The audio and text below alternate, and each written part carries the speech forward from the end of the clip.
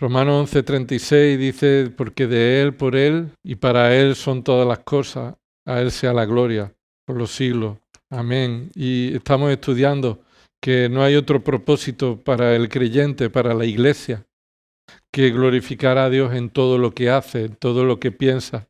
Lo vimos en su repercusión eterna delante de los ángeles, los cuales están deseosos de ver la obra de Dios y cómo Él actúa en la iglesia. Y también estamos estudiando cómo la iglesia en su relación dentro de la congregación también glorifica a Dios en la adoración y en la edificación. Estuvimos viendo esas prioridades. Esta tarde vamos a ver también otras prioridades que el Señor ha mostrado de cómo glorificarle en medio de su iglesia, en medio de su pueblo. Hay un gran énfasis en la palabra de Dios de cómo debemos vivir para la gloria de Dios en nuestro trato mutuo, en la forma en la que nos relacionamos unos con otros los creyentes. Mira el primer punto, Tito capítulo 3, versículo 3. Tito está recibiendo esta carta de parte de Pablo en un contexto parecido al que Timoteo recibe su carta. Al final del ministerio de Pablo, Tito capítulo 3, versículo 3, nos encontramos como éramos nosotros antes. Y Tito está en esta iglesia en Creta y está teniendo que enfrentar también la corrección de falsos maestros, el reconocimiento a los verdaderos siervos de Dios, a los ancianos que Dios ha llamado y a la enseñanza de la sana doctrina. Y dice el capítulo 3, versículo 1, recuérdales que estén sujetos a los gobernantes, a las autoridades, que sean obedientes, que estén preparados para toda buena obra, que no injurien a nadie, que no sean contenciosos, sino amables, mostrando toda consideración para con todos los hombres. Esto lo veremos más adelante cuando la iglesia glorifica a Dios en medio del mundo, con relación a los no creyentes. Y esta forma parte de lo que la iglesia debe hacer en relación a los no creyentes. Pero observa, versículo 3, porque nosotros también, y esto se refiere a los creyentes, nosotros los creyentes también, en otro tiempo, ¿y qué tiempo era ese? El tiempo en el que no éramos creyentes. Nosotros, cuando no éramos creyentes, éramos como ellos. Dice ahí, versículo 3, éramos necios, desobedientes, extraviados, esclavos de deleites y placeres diversos, viviendo en malicia y envidia, aborrecibles y odiándonos unos a otros. Y ese es el primer unos a otros que quería que resaltáramos. Glorificamos a Dios reconociendo de dónde veníamos. Glorificamos a Dios cuando sabemos que esa era la actitud antigua, pero no es la presente del creyente. El odiarnos y el aborrecernos unos a otros. Así que el primer punto de la prioridad de los unos a los otros, éramos así, éramos merecedores de ser aborrecidos por lo necio que éramos y por todo el pecado que mostrábamos. Así que éramos aborrecibles y estábamos odiándonos o nos aborrecíamos unos a otros. Esta era la actitud hostil que teníamos. Por eso Pablo le dice a Timoteo que esta es la antigua vida, versículo 4, pero cuando se manifestó la bondad de Dios, nuestro Salvador, y su amor hacia la humanidad, Él nos salvó no por obras de justicia que nosotros hubiéramos hecho, sino conforme a su misericordia por medio del lavamiento de la regeneración y de la renovación por el Espíritu Santo, que Él derramó sobre nosotros abundantemente por medio de Jesucristo, nuestro Salvador. Observa el versículo 7, para que justificados por su gracia fuésemos hechos herederos según la esperanza de la vida eterna. Así que esta es la vida eterna a la cual el Señor nos llama a que vivamos, en un contraste de reconocer lo que éramos y lo que debemos huir y de lo que no debe estar en nuestra vida. Así que glorificamos a Dios cuando no actuamos como de manera natural hacíamos antes. No es de recibo, no es posible. Recuerda cómo el Señor lo enseñaba. No puede un hermano decirle a otro tonto, ¿verdad? O guardar odio en el corazón contra tu hermano, porque eso ya es digno de muerte, es como si lo hubiera asesinado. Sino que en la comunión de los creyentes, en la congregación, no debemos aborrecernos unos a otros. No debemos tener esta actitud, esa es la forma en la que glorificamos a Dios. En segundo lugar, Juan capítulo 13, versículo 14. Ahí en el Evangelio de Juan encontramos de nuevo un mandato La mayoría de estos son mandatos prioritarios de cómo debemos hacer uno para con otros. En el capítulo 13 ya el Señor Jesús se dispone a lavar los pies a sus discípulos. Versículo 12. Entonces, cuando acabó de lavarle los pies, tomó su manto y sentándose a la mesa otra vez les dijo: ¿Sabéis lo que os he hecho? Vosotros me llamáis maestro y Señor, y tenéis razón, porque lo soy. Pues si yo, el Señor y el Maestro, os lavé los pies, vosotros también debéis lavaros los pies unos a otros. ¿Cómo debe ser la forma en la que la Iglesia glorifica a Dios lavándose los pies unos a otros? ¿Es que esto significa que debemos venir con un barreño y con una toalla y hacerlo literalmente? Posiblemente en alguna ocasión alguien ha hecho algo así como una ilustración y lo ha hecho delante de la congregación y lo ha tomado este versículo de un modo literal. Pero el punto aquí es que cuando allí el Señor Jesús, por supuesto que lo hizo literalmente, Él estaba mostrando un principio espiritual eterno que trasciende las culturas. Culturalmente no se lleva en nosotros, nadie te va a lavar los pies cuando tú llegas a casa, ¿verdad? Y en aquella época es lo que se hacía. ¿Pero lo hacía quién? Lo hacía el siervo de menor rango. Era el siervo el que menos valor tenía, el que estaba ahí para lavar los pies a los que vengan a la casa. Así que el Señor Jesús está presentando este principio. Si yo, siendo el Señor y el Maestro, he hecho esto hacia vosotros, os he lavado los pies, pero el Señor Jesús estaba enseñando este principio. Glorificamos a Dios cuando estamos dispuestos humilladamente a servir al hermano en todas sus necesidades. Así que el punto aquí, en el punto 2, es que glorificamos a Dios cuando nos servimos unos a los otros. O podremos ponerlo en un formato imperativo: servíos. Servíos unos a los otros. Claro, y el impedimento de no servirnos unos a otros es precisamente nuestro orgullo, nuestra vanagloria, nuestra consideración de que otros nos tienen que servir, o yo no soy tal para servir a otros porque nos consideramos mayores o superiores. Es lo que el Señor Jesús estaba ahí diciendo. Mira Gálatas capítulo 5, versículo 13. Gálatas 5:13, porque vosotros, hermanos, a libertad fuisteis llamados, solo que no uséis la libertad como pretexto para la carne, sino servíos por amor los unos a los otros. Servíos por amor los unos a los otros. Este mandato de los unos a los otros está en relación con la libertad que hemos recibido. Una vez que somos libres en Cristo, una vez que ya no estamos esclavos del pecado, no hay nada que nos frene para servir a otros. Al contrario, ahora somos capacitados para glorificar a Dios sirviéndonos mutuamente. Pero ese servicio, en este contexto, se nos muestra que se requiere que sea un servicio motivado por el amor en el que el Señor nos ha amado a nosotros. El mismo amor que Cristo tuvo por nosotros se va a manifestar en una disposición de servicio los unos a los otros.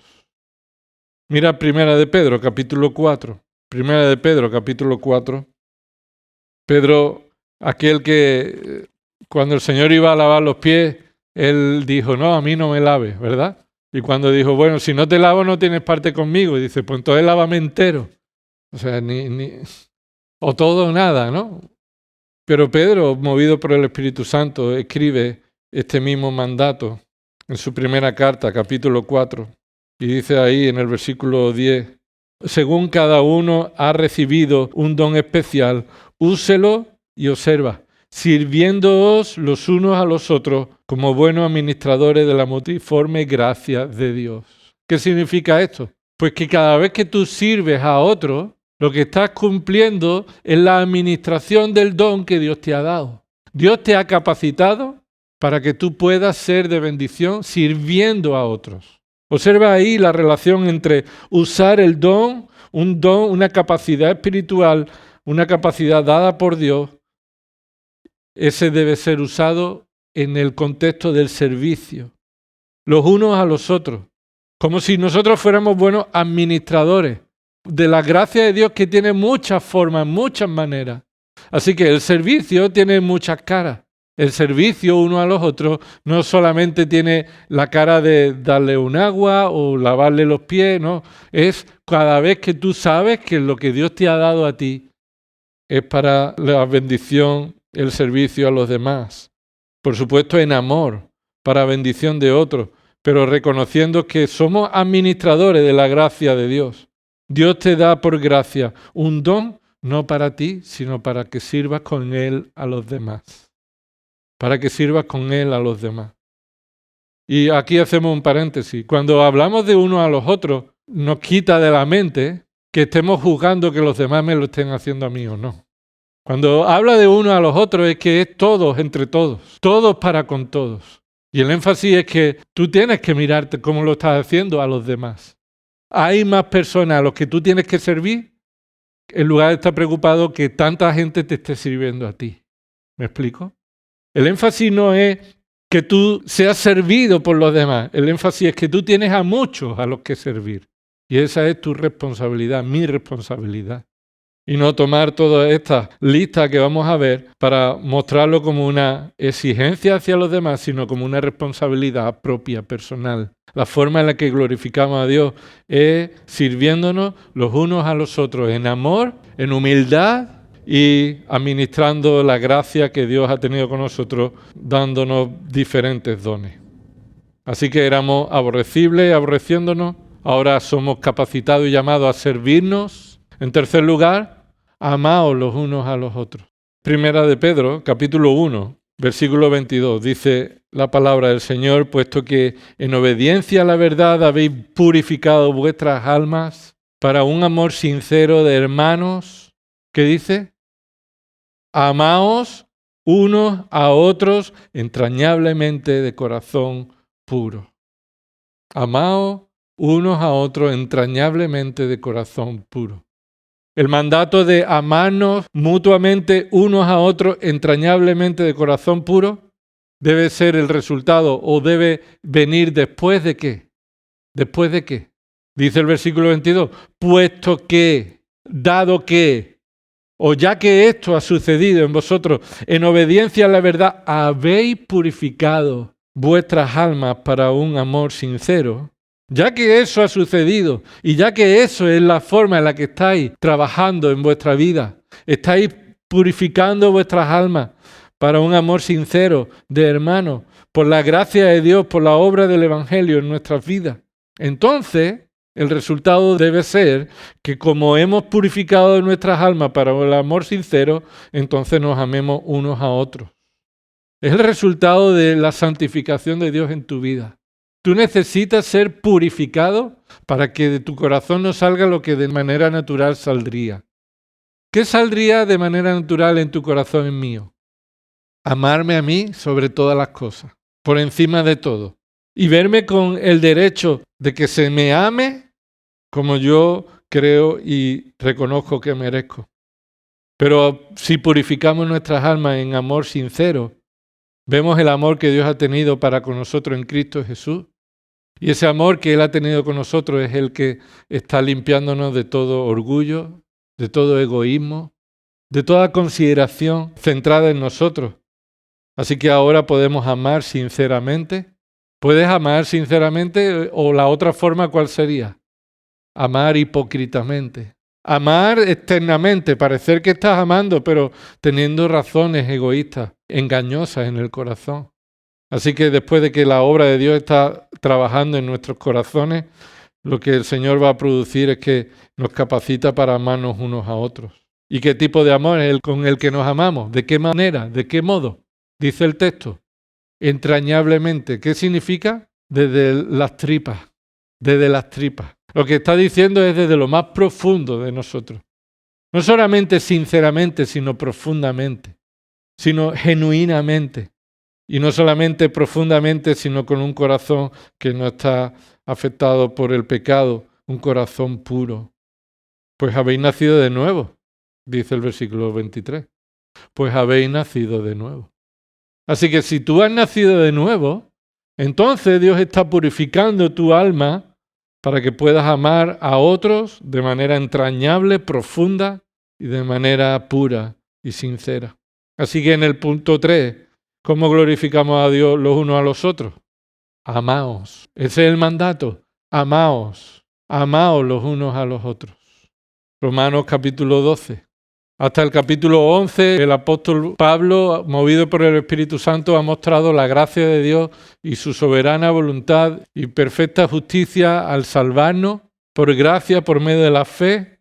Y después de que termina en el capítulo 11 diciendo, porque de Él, por Él y para Él son todas las cosas, a Él sea la gloria para siempre. Amén. A partir del capítulo 12 viene una vida práctica. ¿Cómo se ve una vida práctica de aquellos que han sido salvados?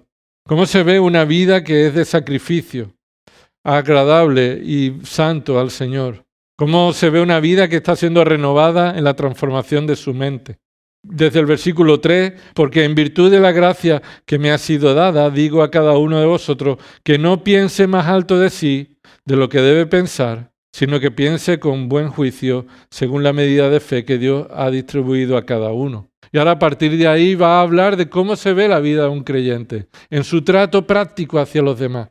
Y dice el versículo 10, sed afectuosos unos con otros. Y esa es la palabra que también se utiliza para decir amaos unos a otros. Mostraos con afecto, mostrad vuestro amor hacia los demás, unos con otros, con un amor fraternal, con un amor de hermanos. Ese amor de hermanos es el amor en el que se manifiesta que tenemos el mismo Padre. A lo mejor no es el mejor amor si vemos la forma en la que los hermanos o las familias se aman. A veces no es la mejor muestra de amor, la que hay en las familias. Pero no estamos hablando del amor fraternal de la familia. Estamos hablando del amor fraternal de la familia de la fe, en el que el Padre, habiendo entregado a su único Hijo, en el sacrificio de su Hijo, nos ha adoptado a nosotros, que no lo merecíamos, como su Hijo. Y nuestro perfecto hermano nos ama de tal modo. Ese es el amor fraternal, el que Cristo tiene con sus hermanos. ¿Quiénes son sus hermanos? Aquellos que ha salvado con su sangre, los redimidos por su sangre. Así que debemos ser afectuosos. Debemos mostrarnos el mismo amor fraternal con que Cristo, nuestro hermano mayor, nuestro hermano supremo y perfecto, nuestro Señor y Salvador, no reduciéndolo a un hermano simplemente, Él tiene la función de hermano, pero también es el Señor. Él nos amó con ese amor sacrificial perfecto. En el capítulo 13, versículo 8, dice, no debáis a nadie nada, sino el amaros unos a otros. Es decir, lo que muestra aquí que la forma en la que nos amamos unos a otros es como si tuviéramos una deuda con otro, como si tuviéramos algo que darle a la otra persona. Esta es la forma de glorificar a Dios, reconociendo que yo no tengo derecho a deberle nada al hermano, sino más bien tengo la obligación, tengo la necesidad y tengo la capacidad por el Espíritu de amar al hermano y satisfacer su necesidad. Y dice ahí la razón, versículo 8, porque el que ama a su prójimo ha cumplido la ley. Y por esto el Señor nos salvó, para que cumpliéramos la ley, no la ley de la ceremonia, y no la ley del sábado, ni la ley del Antiguo Testamento, sino la manifestación de la obra de Dios en los creyentes, cumpliendo el mandamiento mayor.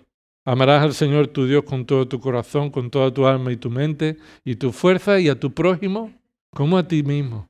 Y solo los creyentes son capacitados para amar de este modo. Estamos viendo cómo glorificar a Dios en nuestro trato mutuo, unos a otros. Y la intención no es solamente saberlo, la intención es examinar nuestras vidas. ¿Cómo estoy sirviendo a mi hermano? ¿Cómo estoy amando a mi hermano? ¿Cómo estoy mostrando cariño a mi hermano? ¿Cómo estoy pidiendo al Señor que me ayude a crecer en esta muestra de amor, en este fruto espiritual? ¿Cómo estoy pidiendo perdón al Señor cada vez que veo que no estoy tratando a mis hermanos como el Señor nos manda que hagamos y por tanto no traemos gloria a su nombre? Primera de Juan, no podemos hablar del amor si no vamos a la carta del amor. Se le conoce así como el evangelista del amor, porque no hay otro que hable tanto del amor como el apóstol Juan. Y en su primera carta, él habla de esta forma, capítulo 3, versículo 11. Porque este es el mensaje que habéis oído desde el principio, que nos amemos unos a otros. Así que no es un mensaje nuevo, ¿verdad? Recuerda que Cristo dice, un mensaje nuevo os doy, que os améis unos a otros. ¿Ese era un mensaje nuevo? No. La novedad estaba en el modelo.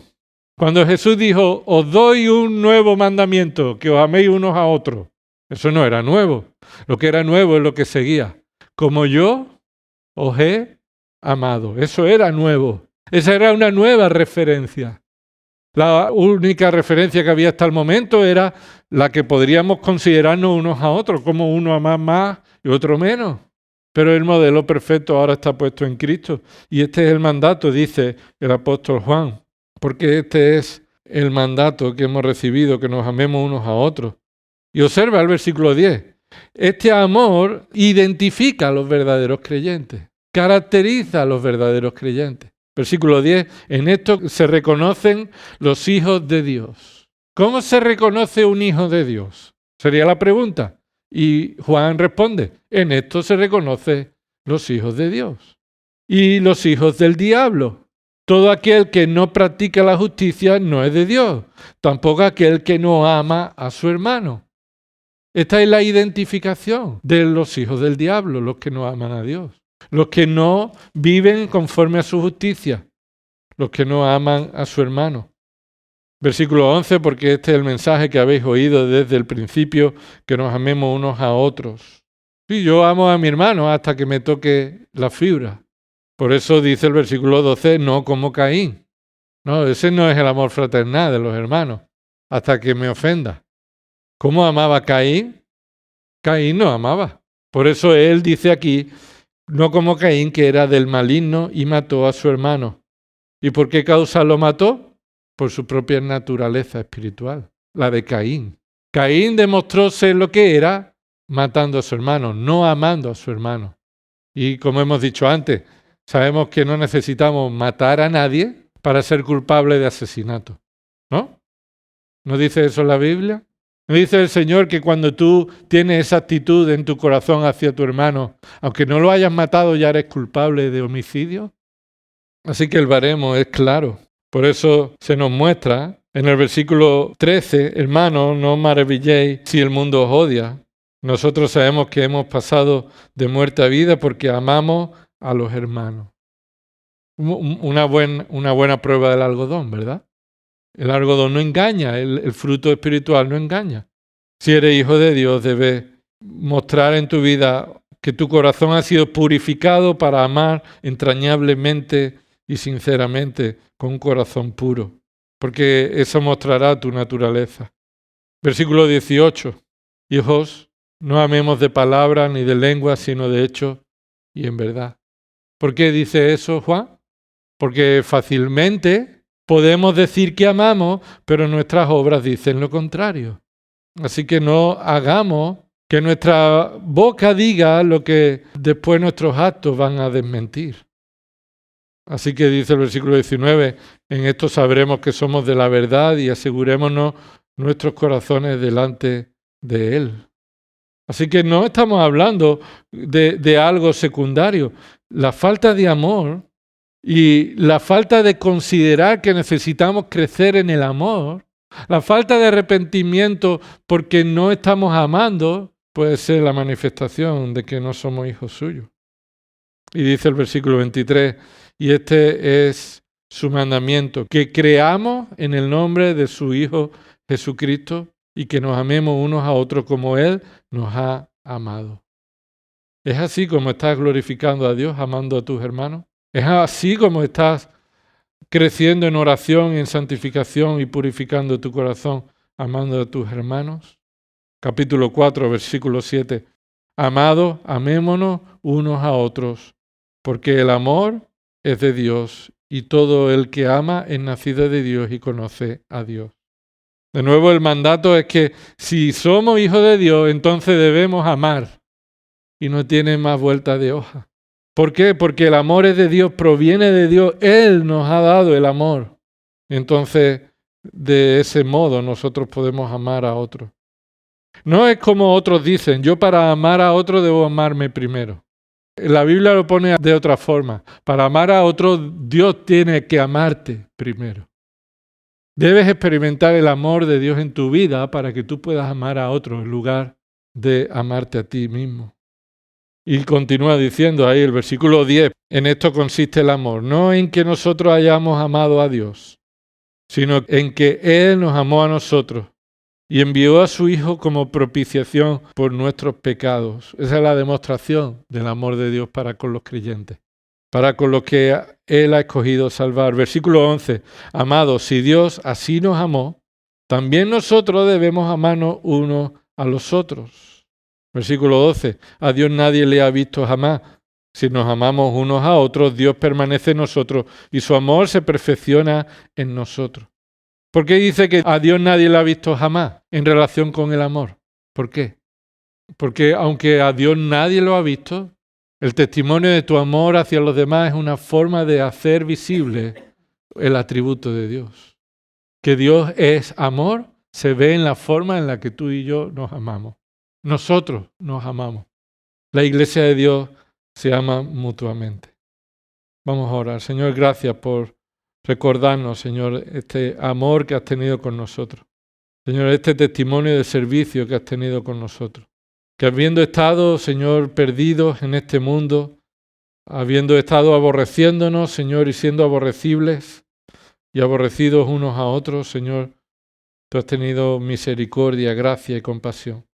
Señor, tú has entregado a Cristo Jesús, el perfecto, el hombre que nació de la obra del Espíritu Santo y que vivió una vida perfecta, una vida en la que Él mostró el servicio, el amor, la humildad, la obediencia perfecta.